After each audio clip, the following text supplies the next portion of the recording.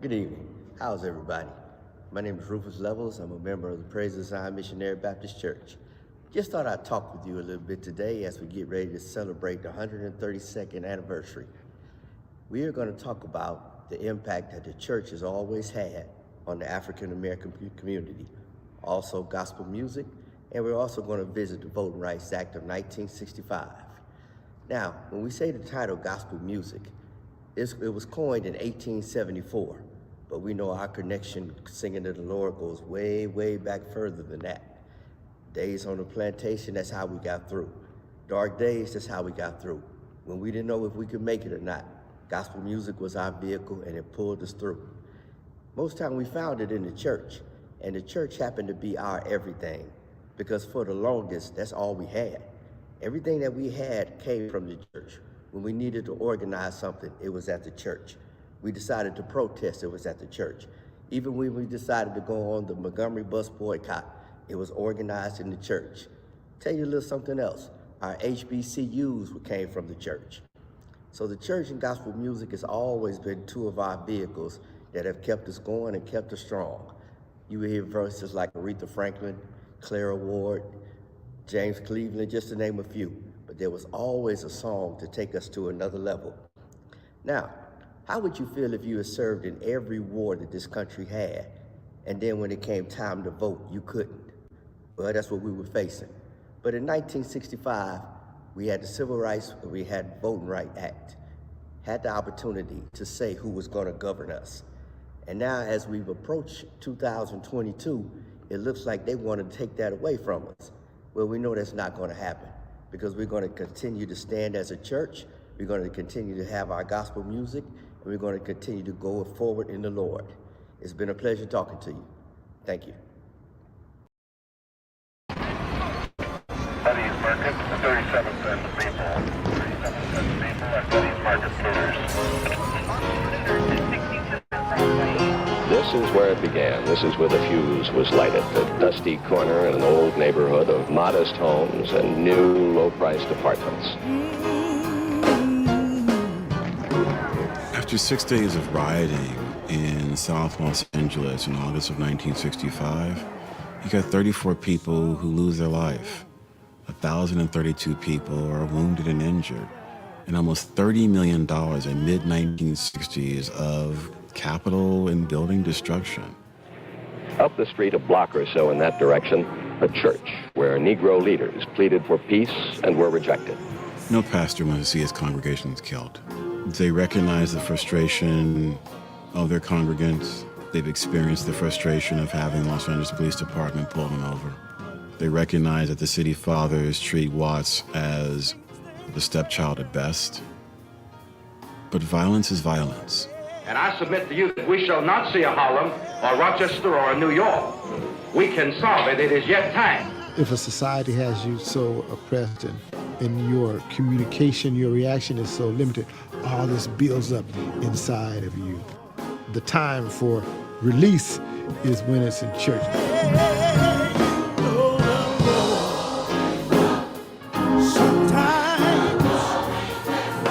If violence is the voice of the voiceless, then gospel becomes the voice of hope.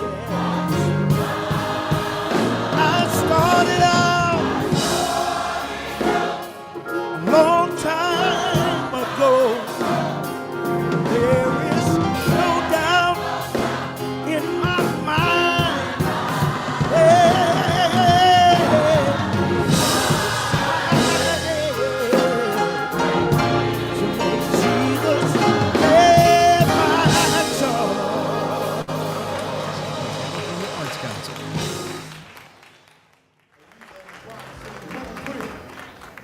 We have indeed.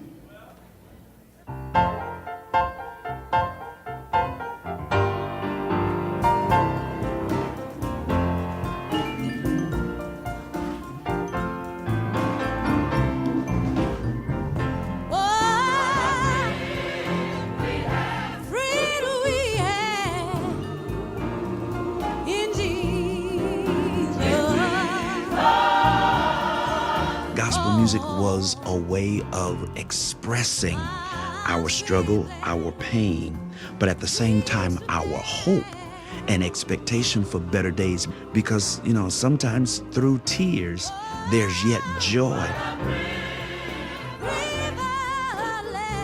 So the gospel music coming out of Los Angeles in the 1960s and 70s was very much reflective, not only of its time, but its space. It's LA, it's the West.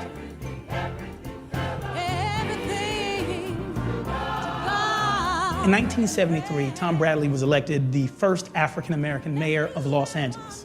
A year before that, Aretha Franklin recorded the highest-selling album in the history of gospel music, Amazing Grace. Both of those milestones were tied to a revolution in gospel music. But what makes gospel music and its expression in the city of Los Angeles connecting to the Black community of the city of Los Angeles is the hope that represents the terminus of the second migration, the complexity, the nuance, the disappointment, the joy, the spirit, the soundscape, the layers of it, its bombacity, its quietness, its rhythms, its tones, speak to, reflect, and amplify what the Black community of the 60s and 70s feels both about itself, but also what it says to the larger Los Angeles community about who we are.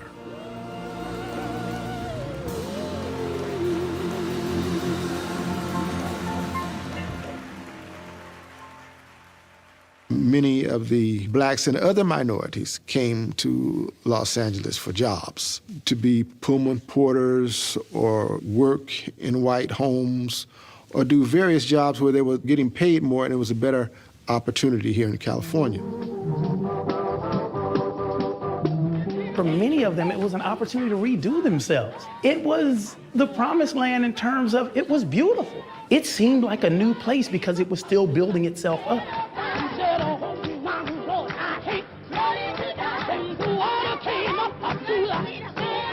And I think the other thing about Los Angeles is that it was not as much wrapped up in tradition, and everything was new.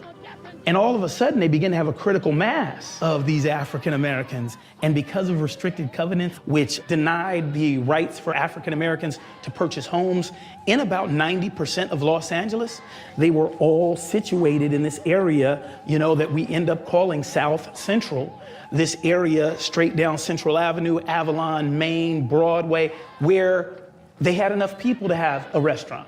They had enough people to have a cleaners. They had enough people to have and support small business. They had enough people to support churches.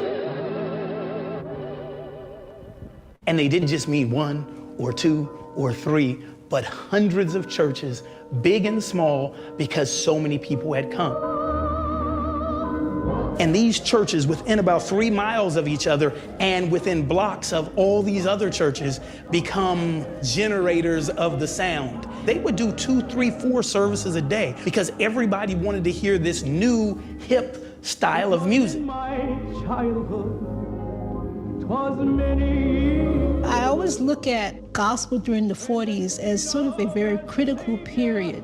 As more people became interested in it, more churches became established, and churches and leaders had to find a way to satisfy the needs of all of these people. In that little wooden church on the hill. Victory Baptist was founded 75 years ago, and the founding pastor was Dr. Arthur Atlas Peters from Slidell, Louisiana. Reverend Peters knew a lot of the people from his hometown. As people were coming here to California, they needed a place to feel at home and make a connection.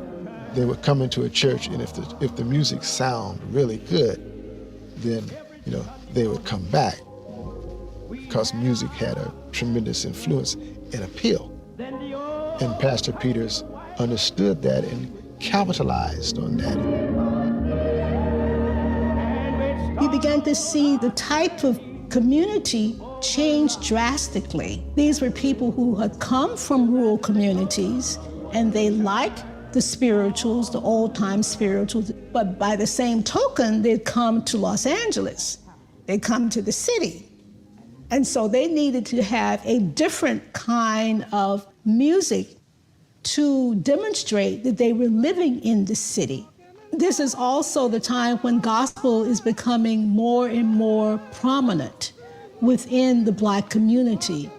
And so whenever you had any kind of civil rights event or activity or any kind of campaign, you're just going to have gospel there because it was the same message. The two were linked together.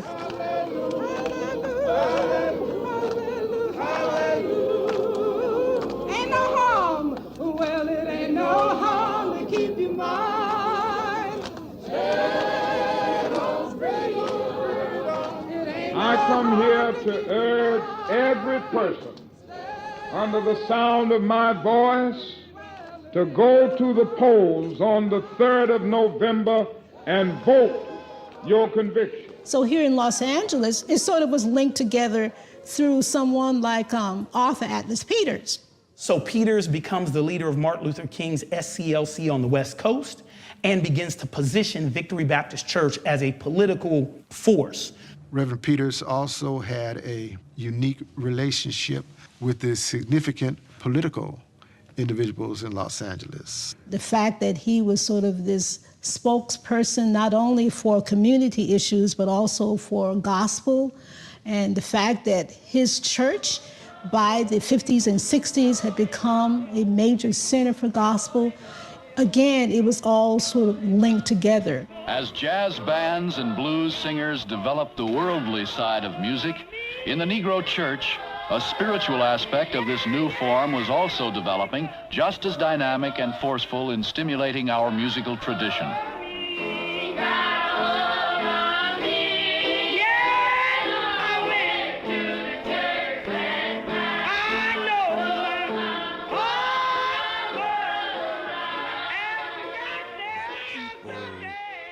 Rallied to. LA was an attraction. LA is Hollywood. Everybody wants to come here and leave the Midwest and try to make their star happen. So if I really want to make it, and especially if I want the music to go beyond my four walls and then maybe even cross into something else, LA is the place I want to be. So now we're gonna do a song called I'm Going Through, which is a song that Reverend W.T. Sneed used to do every Sunday night just before he did his sermon.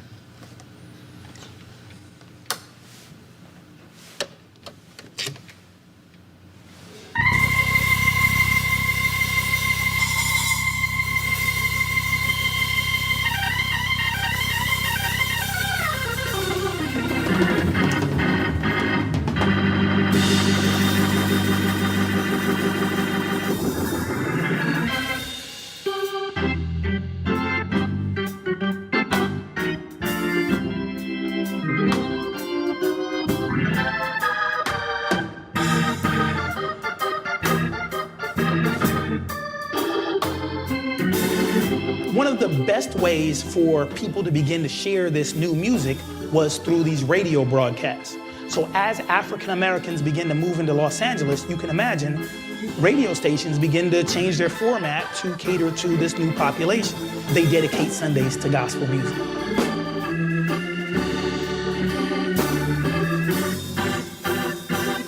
They called it a church radio broadcast. And so each church that was on would have their time slot. So our time was from 8:30 p.m. to 9:30 p.m. I felt like I had 2,000 music students each week. 10 years, 20 years, 30 years later, I have musicians coming to me that I never saw who told me how influential I was because they were able to hear the broadcast every Sunday night and try to figure out what it was that I was doing. During that time, there was only a few channels on TV that were even available. There was no cable. So the media was radio. They would gather around the radio and listen. The fact that people began to invest in radio programs and TV programs gave them much more exposure. All of that went a long way in making gospel much more respected. A number of these radio stations, because of their reach, it means that people outside of South Central get to listen to a Black South Central experience, which may be a religious experience you want to hear, but it also may be that it attunes you or makes you empathetic to a social and political reality that the pastor may be talking about. They said we'll go up with you, we want to boast about you. And if you're going down, we'll help push you down. But I want to tell you, wherever you may be, just keep it going. If you strike a fall on roads, just keep it going. Church was, back then, was the only place where blacks had to congregate together. You got to see you dealing with oppression. That's getting rid of all that build-up in us. And music was a part of it. The congregation I had, we started in a house on a corner right down there. I laugh about it now. In that one-bedroom house, you could count the stars. Back then, couldn't borrow no money. No bank would loan any money to it. They said, well, you can't do nothing out there in Compton. There's nobody out there. I said, I'm gonna leave it up to God. God wants me to build him a building, a church. Pastors, and particularly pastors in the African American community, are going to be incredibly important in the early 1960s for electoral office. When they started letting us vote, I became active. So I met Tom Brandon when he was a policeman and all, and I supported him. Tom Bradley represents the pre-World War II narrative of those who are going to arrive into the city. He resembles what so many of these people were aspiring to be. He was their story. He comes from Calvert, Texas, starts off his life as a sharecropper, then comes to LA. Well, he's able to leverage his athletic ability to generate a scholarship to the University of California, Los Angeles. He's one of 55 blacks on the campus at that time in the early 1930s. And then, for 20 years almost, he's a police officer in the LAPD when there weren't many black people in the LAPD. He then is going to pursue the possibility of elected office. He won't be the first. Gil Lindsay is going to be appointed to be the first African-American in the LA City Council, but he will join Lindsay on the City Council along with Billy Mills, and by 1963, the three of them will serve in the City Council, 3 of 15. So these pastors were understanding that they had infinitely more to do and give to their congregations than just the scriptures on Sunday. And they begin to be a force, not a little force, but they are power brokers in the city. I would put on rallies in the community, and the community would come. I didn't give up, pushing on.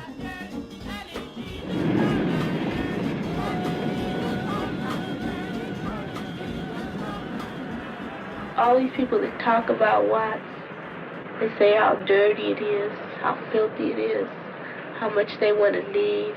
All my friends don't want to live here. Hate to say that they live in Watts. I think that's silly. They do live in Watts. Sure, everybody wants to get out. I don't. I think I want to stay here. But I don't want to live like I'm living. A Los Angeles councilman, Thomas Bradley, who was a Negro, finished first in yesterday's election for mayor, but he did not receive a majority, so he will compete in a runoff with the number 2 candidate, a man who is now the mayor, Sam Yorty.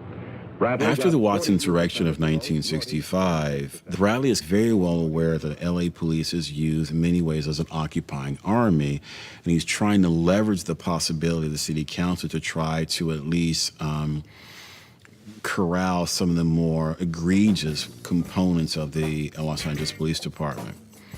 He gets pushback, and it's clear to him that if I stay as simply 1 of 15 in the city council, I will be able to make incremental shifts, but if I really want to make this sort of wholesale shift, I think that are important in not just simply in the police department, but in all the services that the city provides, the best possible location to do that in many ways is going to be to become the mayor for the city. Bradley made a very racist appeal in the Negro area that they should vote for him because he's black, and that appears to have worked to a certain extent. Then he also got the left-wing Democrats, so he put together sort of a block here, and I would say that about all the votes he's going to get, he will get in the primary.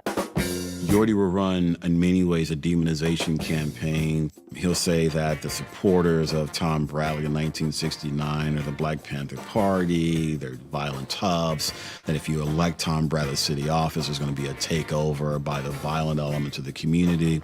And he's able to leverage that narrative to able to defeat Bradley in 1969. The mayor has had a pattern of running a smear campaign rather than dealing with the issues. He's done this in the past, and his statements last night and early this morning clearly indicate that that's the attack he will take again. And what's the best attack against a campaign like this? I propose to ignore it. I believe that we ought to run a high-level campaign for the people of this city where we deal with the issues. We have enormous problems facing us, and to talk about gutter politics at a time like this, I think is inappropriate. To his credit, he's defeated on Tuesday. He is in a church in West Hills on Sunday in 1969 because he's already beginning his 1973 campaign. They could feel him, they could see him, they could interact with him. He is going to reach out to the black church and move through First AME, Second Baptist, People's Independent Church, and ask their pastors to rally their congregants to show up. But in the black community, the two things that had to occur were voter registration and voter turnout. And in many ways, particularly the 1973 campaign, those are the two things that the black church did at its core. Registering its congregants and getting those congregants out to be able to vote. So they serve a critical role in that process. This music that these people are listening to in these churches is reflective of the experiences that they're having in the streets. There's a great song called Climbing Higher Mountains, and it goes, I'm climbing higher mountains trying to get home. I'm on the rough side of the mountain trying to get home. Those types of songs are those type of movement songs that say progression. And I think for many of these African Americans migrating into Los Angeles at this time, getting this thing from these churches that are pushing them in that direction, it is reflective of what you see when you see Tom Bradley get elected in 1973 as the first African American mayor of Los Angeles, California.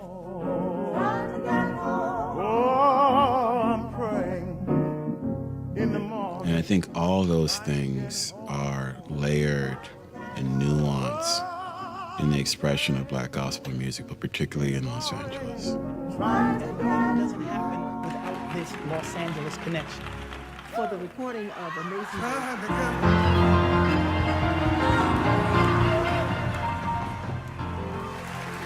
So think about this.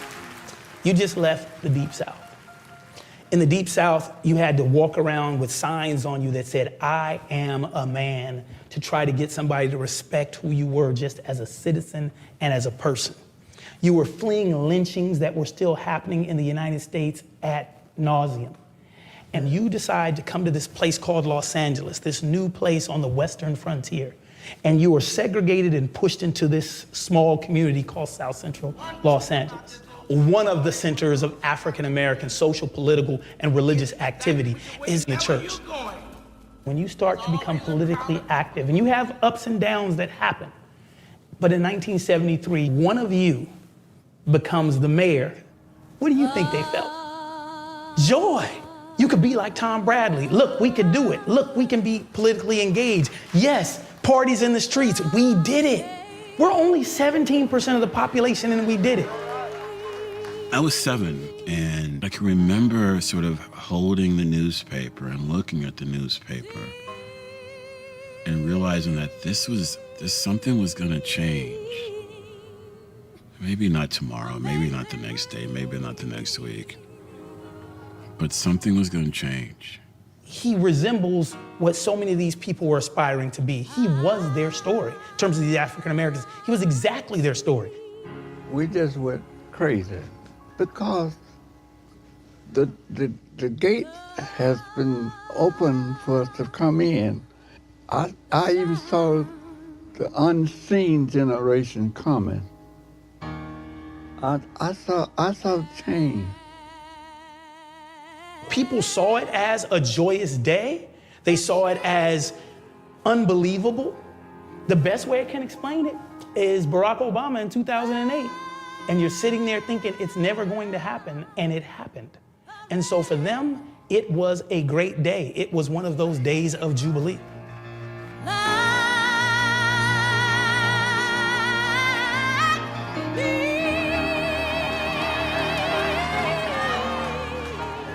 Hope is an incredibly misused, overused, misaligned term. It goes beyond hope.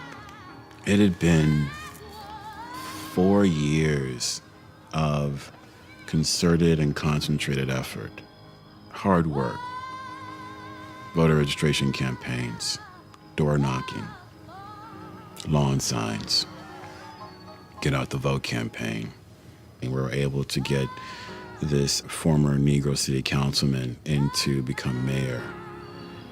In the Black community, there's just elation. We don't get Tom Bradley winning the election in 1973 without the political organization of African American preachers, ministers in that time period from 1960 leading up to 1973. You don't get Aretha Franklin singing Amazing Grace without James Cleveland coming to Los Angeles. Both of these milestones in the history of Los Angeles and the nation were connected to a renaissance in gospel music.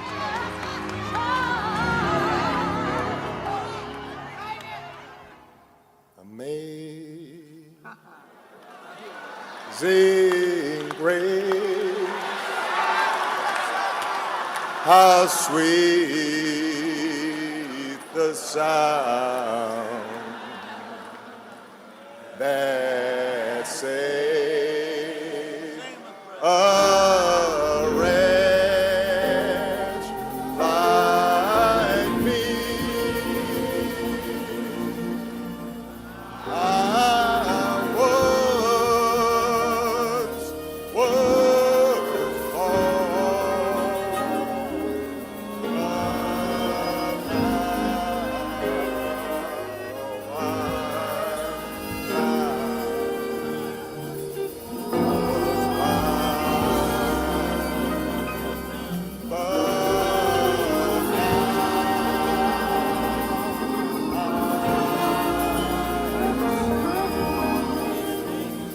The soundscape of the Black church is listening to the mothers correcting children. It's the deacons working their way to the front of the church. It's the ushers making sure that everybody has a place to sit. But when that organ hits, you know, we're home now.